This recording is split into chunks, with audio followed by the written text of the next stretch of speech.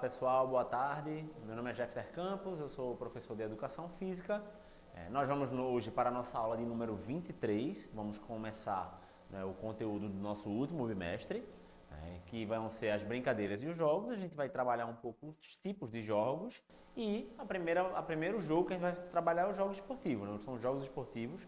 Então a gente vai trazer aí para vocês, na verdade, decidimos trazer primeiro logo o futebol, que é com certeza a nossa paixão nacional, então é um conteúdo que é muito denso, tem muitas informações, então a gente começa pelo jogo esportivo futebol, né, mas eu ainda vou trazer uma introduçãozinha aí para a gente começar esse bimestre com esse novo conteúdo, beleza? Então acompanha a aula que vai iniciar agora. Tá? Primeiro, explicar para vocês o que é um jogo esportivo, né? E eu botei aí um texto bem teórico para vocês entenderem, né? Então, que é uma caracterização pela universalização de suas regras e padronizações, né? De suas possibilidades de manifestações, com vista a promover condições justas e igualitárias da participação e da disputa, né? Resumindo todas essas palavras aí que eu botei, todo esse emaranhado de palavras, o que eu quis dizer é que um jogo esportivo ele tem uma característica universal, ou seja, ele pode acontecer aqui, ele pode acontecer no sul do país, ele pode acontecer na África, na Europa, em qualquer lugar do mundo, né? Então ele acontece de uma forma universal, né? As suas regras, elas também são universais, ou seja, acontecem em qualquer lugar, embora possam ser adaptadas, né, para um modelo de jogo que não é oficial, né, são os exemplos da gente, que a gente joga barrinha, barra, 2 contra 2, né? São formatos de jogos que têm as características do futebol, mas que estão ali sendo adaptados para uma realidade de número de participantes, né, faixa etária, condições de infraestrutura, né? Então, mas está sempre ali o elemento chave, que é a bola, né, a disputa um contra o outro, o fazer o gol, né? Esses elementos eles estão sempre presentes ali, as regras das faltas, das cobranças, como tudo deve acontecer. Então, o jogo esportivo ele tem que promover isso, né? Essa condição que é igualitária para todos, ou seja, não dá para botar um time de um jogo esportivo, vamos pegar tipo do vôlei, né? Um voleibol adulto, campeão olímpico, contra um voleibol lá da minha terra no interior, lá em Palmares, né? Infantil, aí vão estar lá os 6 contra 6, né? A bola é igual para todo mundo, mas tem um time infantil ali com seus 12, 13, 15 anos, jogando contra um time adulto campeão olímpico. Isso não dá uma condição justa de jogo. É lógico que o time adulto vai ter muito mais facilidade, né? Então, nós temos que oferecer condições justas e igualitárias, de forma universal, ou seja, as regras, né, as padronizações, elas estão presentes, independente da forma que aquela modalidade esportiva ou que aquele jogo esportivo se manifeste, né, e que ele tem que estar presente aí de uma forma muito abrangente em todo o território, né? Por isso que o futebol, quando a gente fala dele, a gente já fala dele como uma paixão nacional mesmo, né? Por quê? Porque se a gente for lá no sul do país, né, numa cidadezinha do interior, lá embaixo, no finzinho lá do Brasil, e for numa cidade lá em cima também do Brasil, lá de 10 mil habitantes, com certeza nós vamos encontrar um campinho de futebol lá no sul, um campinho de futebol lá no norte. Por quê? Porque o futebol ele é universal no Brasil. Não é à toa que nós somos chamados do país do futebol. Porque ele está presente na nossa infância, ele está presente no sonho de muitas crianças de se tornar um jogador profissional, né? Ele está presente na nossa cultura esportiva, né? O Brasil é o único pentacampeão mundial, né? O Brasil ele é um celeiro de craques muito grandes no futebol, né? Nós exportamos jogadores para o mundo todo, né? Nós temos vários campeonatos mundiais, nós temos a medalha olímpica que finalmente saiu, nós temos também vários jogadores que foram eleitos campeões mundiais. Então, o futebol ele faz parte do imaginário e do real, né, do povo brasileiro. Por isso nós somos chamados aí de o país do futebol, porque realmente ele está ali, ele está inserido na nossa cultura, na nossa vida, no nosso dia a dia, né, sem ter como você tirar isso da gente, né? Então o Brasil é muito forte nisso, né? E essa identidade ela foi se construindo, lógico, a partir das suas diversas possibilidades e manifestações, né? Desde como eu falei, da barrinha, desde o jogando ali 2 contra 2, né, na calçada da casa, né, bota 2 sandalinhas no lado, 2 sandalinhas ali no outro, e você já joga de 1 contra 1, de 2 contra 2, ou seja, desde essa manifestação mais simples até o futebol propriamente dito, né, com regras, com árbitros, com toda a organização dentro de campo. Então, em todas essas manifestações, né, o futebol foi ganhando característica, foi se universalizando dentro do país e nos tornou hoje uma referência mundial na modalidade. Então, se você for no Japão, se você for na China, nos Estados Unidos, na Alemanha, na Áustria, na Inglaterra, se você disser eu sou do Brasil, as pessoas vão dizer, ó, Brasil, futebol, já falaram, né? Ó, Brasil, futebol, né? Já vão fazer aquela relação com o futebol, porque está dentro da nossa cultura. Assim como falam do samba, enquanto dança, né? Enquanto uma dança, o futebol vai estar ali presente, né? Enquanto modalidade esportiva, enquanto cultura esportiva do nosso país. E aí, claro, é na escolinha que isso acontece, né? É nas categorias de base, né? É no campinho ali de barro que tem no nosso bairro. Então, ele está acontecendo ali de todas as formas, né? Então, e isso inclusive permitiu que o próprio futebol institucionalizado ganhasse novas modalidades, como por exemplo o beach soccer, né? O beach soccer, o próprio futsal, eles são ali partes do futebol como um todo, né? São ali presentes no futebol como um todo, só que com particularidades diferentes, né, daquela modalidade. Mas no fim das contas o que a gente quer é fazer gol no adversário para poder ganhar o jogo. Vamos lá, então a história do futebol ela tem uma origem certa. Se a gente for procurar em materiais da China antiga ali, 2600 ali antes de Cristo, nós vamos encontrar alguns registros, né, de algumas práticas que eram realizadas que trazem aí alguns elementos do futebol. Mas a gente prefere entender que durante todo esse tempo, né, que a modalidade foi evoluindo, ele foi ganhando características e mais características que definem hoje a modalidade como ela é, da forma que nós conhecemos. Mas aí para vocês acompanharem, né, que a origem é meio incerta, então ela pode variar de 2600 a.C. até 80 a.C., ou seja, é um período muito longo para ter achados em relação à sua origem. E aproximadamente no futebol, os seus primeiros registros ali históricos, né, são datados já do século 8 e do século 9. Então, os registros históricos mais aprimorados da modalidade. Ou seja, né, ao longo de todo esse tempo que esse conjunto de obras, de informações, foram determinando a modalidade esportiva como nós conhecemos ela hoje. Tá? Segundo esses registros, a construção histórica do futebol ela foi acontecendo e foi pegando elementos que vinham desde a disputa, que era uma disputa mais agressiva, digamos assim, porque hoje o futebol ele não é para ser agressivo. Ele pode ser um jogo pegado, né, de muita marcação, de marcação forte, mas ele não tem um objetivo de agressividade, ele não tem um objetivo de você derrubar o oponente ao ponto dele não conseguir jogar mais. Isso não é o futebol. O futebol ele tem inclusive a questão do fair play, né? Do jogador que é limpo, que tem a prática limpa, que evita faltas, né? Que não faz uso de substâncias ilegais, né? Então, o futebol ele tem aí dentro da sua origem uma ideia mais guerreal, digamos assim, uma ideia mais de disputa, né? Direta, mas ela foi perdendo isso, embora tenha essas características, né? Do um contra um, né? Do time contra outro, né? Da questão territorial mesmo, né? Eu tenho o meu lado do campo, você tem o seu, né? E o seu objetivo é invadir o meu lado e acertar a bola lá no gol, né? E você faz o ponto, ou seja, tem toda uma questão territorial aí acontecendo, né? De invadir o espaço do oponente, de atingir a meta do oponente. Tudo isso está dentro da sua perspectiva meio que de disputa, né? Mas sem a violência, né? Começou a entrar a tática, né? As técnicas e aí esse tom de violência ele foi sendo deixado para trás, lógico, né, para que o esporte ele continuasse sendo muito disputado, porém muito mais tecnicamente, muito mais taticamente do que a coisa da força física. Então, desse modo, podemos perceber, né, que também na construção do futebol, né, ou melhor, ainda em sua construção, tanto o combate, né, às atitudes mais violentas, quanto a ênfase na dimensão técnica e tática, já se destacavam como características importantes e referentes, né, à sua imensa popularidade. Então, quando a gente fala de um contra um, né, de um time contra o outro, logo vem a questão do embate, do combater, né, do um vencer o outro.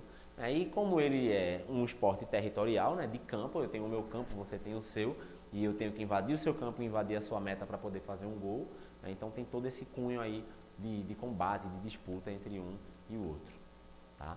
Diante da sua imensa popularidade, né, já no início aí do século XX, então já trazendo para o futebol que nós conhecemos hoje, né, as federações nacionais começaram a ser meio que criadas, ou seja, A partir do momento que federações são criadas, o esporte vai se tornando algo mais institucional, né? Com regras, com regulamentos, tudo que precisa ser seguido, né, para a prática se tornar universal.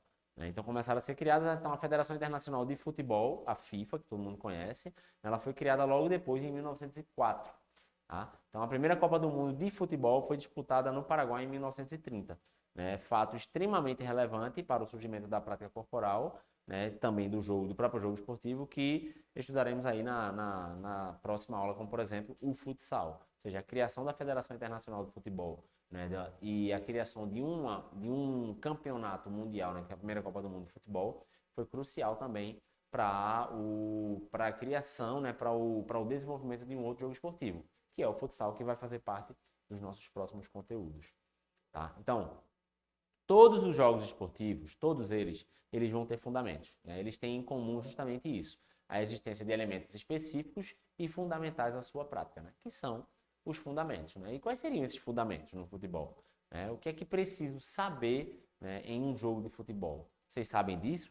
O que é que a gente tem que ter consciência do jogo de futebol? O que é que acontece num jogo de futebol aqui no Brasil, que acontece lá na China, que acontece na Europa, que acontece em qualquer lugar do mundo? Né? São exatamente os fundamentos. Né? A forma como ele é trabalhado pode ser diferente, mas os fundamentos, eles sempre estarão presentes no jogo. Não tem como você não ter os fundamentos do jogo, porque aqui se joga de um jeito e lá os fundamentos nos Estados Unidos é de outro jeito. Não, eles sempre estarão presentes nesse jogo. E eu vou detalhar isso aí para vocês. Tá? Então, os passes no futebol. Fazer passe é crucial para o jogo. Fazer o passe, né, que é tocar a bola, né, de mim para ela. Eu vou lá e toco a bola para ela. Ela é minha companheira de time, então a gente vai jogando junto, né? E o passe, ele é crucial. Imagina se o jogador não fizesse o passe. Ele ia ficar com a posse de bola o tempo todo, a posse de bola ele só ia perder quando um jogador do time adversário viesse lá e tomasse a bola de mim. Então o passe ele é crucial. O passe faz com que o jogo aconteça. Quando eu toco para o lateral, ele toca para mim, eu toco para o volante. Quando esse jogo de passes vai acontecendo, o futebol ele vai se tornando dinâmico. Ele vai me fazer chegar à meta, que é o gol do goleiro do time adversário, para poder ganhar aquele jogo. Então, o passe ele é um elemento fundamental. E é como eu digo, os fundamentos, eles caracterizam a modalidade em qualquer lugar. Né? Trabalhar passes aqui no Brasil, trabalhar o passe é a mesma coisa na África, trabalhar o passe é a mesma coisa na Europa, trabalhar o passe é a mesma coisa na América do Sul. Ele está presente o tempo inteiro. Né? A recepção da bola, né, que é você tomar posse da bola. Então, se eu faço um passe para ela, ela vai recepcionar a bola. E esses dois fundamentos estão presentes o tempo todo durante o jogo. Né? Ao passo que eu faço um passe, aquela pessoa tem que receber aquele passe. E isso é totalmente treinável. Eu tanto posso treinar para melhorar a qualidade do meu passe, como eu posso treinar para melhorar a qualidade da minha recepção desse passe. O domínio da bola, que é diferente de receber a bola e parar ela, né? Então, o domínio é a nossa capacidade de proteger a bola, né? Não é simplesmente eu receber a bola do meu companheiro e ficar com ela. É a capacidade que eu tenho de proteger a bola para que o meu adversário não roube a bola de mim, não pegue a bola de mim. Então, o domínio está relacionado a isso, né? A minha capacidade de proteção da bola para manter a posse, para que eu continue com ela, ou para que eu consiga fazer um passe de qualidade para um companheiro meu do time. Né? A condução, que talvez seja a parte mais difícil, que é você progredir em campo, você se deslocar em campo com o domínio da bola, ou seja, eu me desloco no campo protegendo a bola, ou seja, eu vou ali me deslocando, correndo com ela, mas eu estou ao mesmo tempo protegendo ela porque o objetivo é eu me manter com a bola, né? Ou fazer o passe para a minha equipe, né? O chute e o cabeceio, né? Que eles não necessariamente precisam acontecer na direção do gol, mas eu posso utilizar o chute e o cabeceio para fazer passes também. Eu posso utilizar os chutes para fazer cruzamentos, né, na área. Então isso daí está presente também como uma parte elementar e fundamental do jogo. Mas eu também posso fazer um passe só para o meu time, para o jogador do meu time, através de um cabeceio, não necessariamente na direção do gol. Mas nesse caso a gente está falando do chute e do cabeceio na direção do gol, né? Que eles são fundamentos essenciais ao esporte. Trouxe aí para vocês uma ideia de campo, né? Então deem uma olhadinha. A gente tem um padrão, né, de campo de futebol, né? Ele precisa ser padronizado. Então acompanhe na tela O campo ele tem, claro, as suas linhas laterais, né, que ele tem dimensões que são oficiais, né? A lateral ela pode ser de 90 metros até 120 metros. Né? Nós temos a grande área, a pequena área, que é onde fica ali o goleiro. Né? Temos a meta, que é o gol, né? Que tem de 7,30 metros por 2,40 de altura. Enfim, tem a linha do círculo central, tem a distância ali da grande área para a pequena área. Então, o campo de futebol, ele precisa obedecer a um padrão para que aquela modalidade esteja dentro das regras, né, para que aquela modalidade esteja dentro do que é padronizado como regra pela Federação Internacional de Futebol, né, pela FIFA. Tá? Então, aquele campinho de barro que a gente joga bola ali no final de semana, a manifestação cultural esportiva está acontecendo. Porém, não no formato oficial, né? Não no formato institucionalizado. Ela está acontecendo como jogo, como uma brincadeira, mas não como a modalidade esportiva propriamente dita. Né? Algumas regras eu trouxe para vocês que é importante a gente entender de regra, né? Porque regra ela é aplicada na nossa vida como um todo. Então, achar que você não é uma pessoa que segue regras significa que você nunca vai conseguir jogar futebol, voleibol, basquete, porque todos eles têm regras. Se você é uma pessoa que diz que não segue regras, então você é uma pessoa que não pratica nada, você é uma pessoa que não dialoga, é uma pessoa que não consegue fazer basicamente nada, porque nós estamos o tempo todo seguindo regras. E as regras do jogo, né, do futebol também são bem claras. E aí eu trouxe como primeira regra, acompanha aí na tela, vocês. O campo, né, de jogo ele deve ser retangular, como eu já falei na imagem anterior. O comprimento da linha lateral deve ir superior ao comprimento da linha da meta. Né? O comprimento entre 90 metros e 120 metros, ou seja, o campo é um espaço bem grande. E vocês vão ver campos oficiais com 90 metros e outros um pouco maiores. Né? A largura até 45 metros, podendo chegar até 90 metros. Né? E em partidas internacionais, o comprimento mínimo do campo tem que ser de 100 e máximo de 110 metros. E a sua largura, ela vai ser aí de pelo menos 64 metros, não passando dos 75. Tá? A marcação, né, do campo de jogo, né? Então, o campo de jogo ele será marcado com linhas, né? Então, as ditas linhas pertencem às áreas, então são linhas que demarcam a área do goleiro, a grande área, o círculo central, né? A cobrança do lateral, né? Que é a linha lateral, a linha de fundo, que é de onde é cobrado o escanteio, né? As meia-luas que são desenhadas nas quinas, né, do campo, né, que são as meia-luas, de onde a gente faz a cobrança também do escanteio. Né? Tem o círculo central com a bola no meio, que é de onde inicia a partida. Tem a meta ali do pênalti também, que é mais um círculo que fica no centro da grande área, então ela está ali acontecendo também como uma forma de demarcação. Tá? Quando a gente fala de tática, já fala de formas de progredir em campo, né, de uma forma coletiva, né, de uma forma em grupo, para conseguir atingir a meta do nosso adversário. Então a tática ela se constitui na organização coletiva que, nos jogos esportivos, se dá em regime de ataque e de defesa, né, com o objetivo de, lógico, cumprindo as regras ali, você buscar a vitória em cada disputa. Então, a questão da tática é justamente isso, né? É o que a gente utiliza. Que tática eu vou utilizar para um time adversário que tem uma defesa que é eleita a melhor defesa do bairro?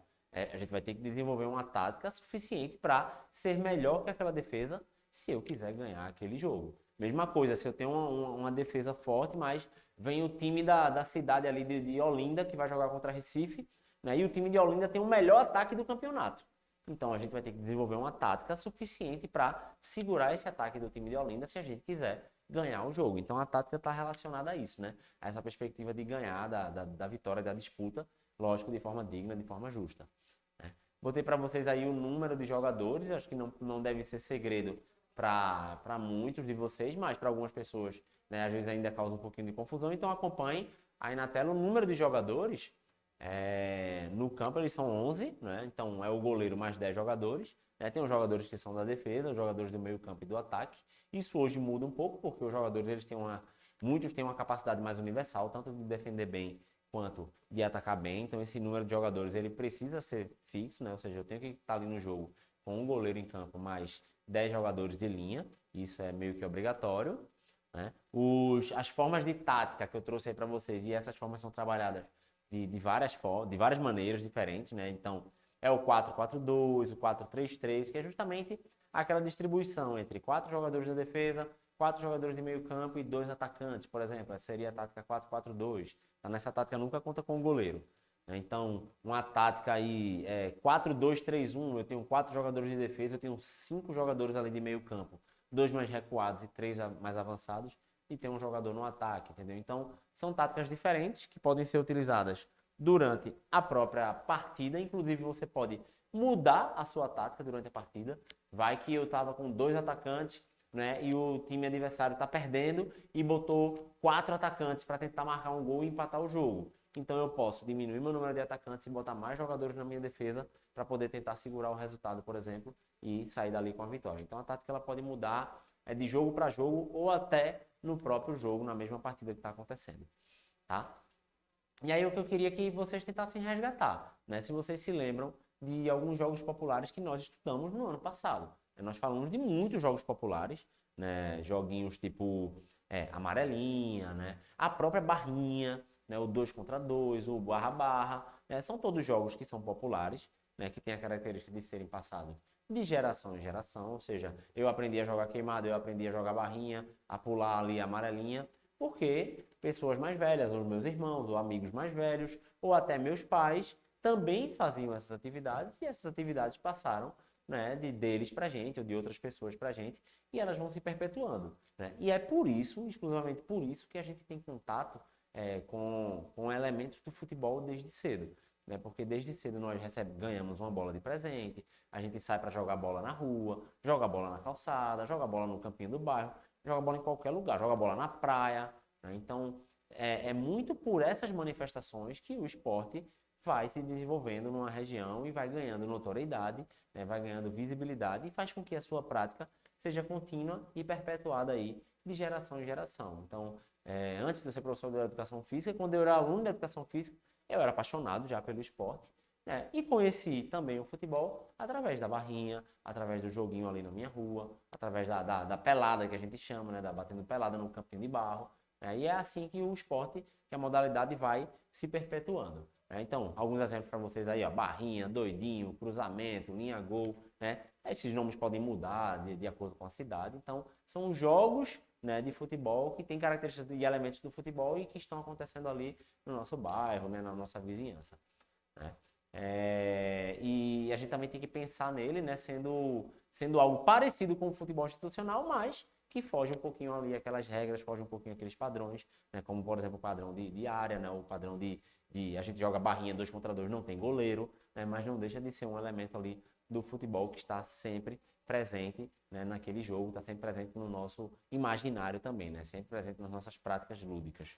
Tá? Então, para vocês eu vou deixar só esse questionamento, né, como primeira questão a se pensar nesse sentido, né, sendo tão parecidos, será que os fundamentos do futebol, eles seriam os mesmos fundamentos do futsal? Então, aqueles fundamentos que eu falei hoje na aula, no futsal, eles também se aplicam ou seriam diferentes? Eu quero que vocês pensem nisso, né, e botem aí essa reflexão de vocês. Será que existe muita diferença entre o que é preciso saber fazer num ambiente de jogo dessas duas modalidades? Aí vocês compraram ali quadra com campo, veem quais são as diferenças para poder trazer como atividade, ok? Valeu por essa aula, gente, e até a próxima.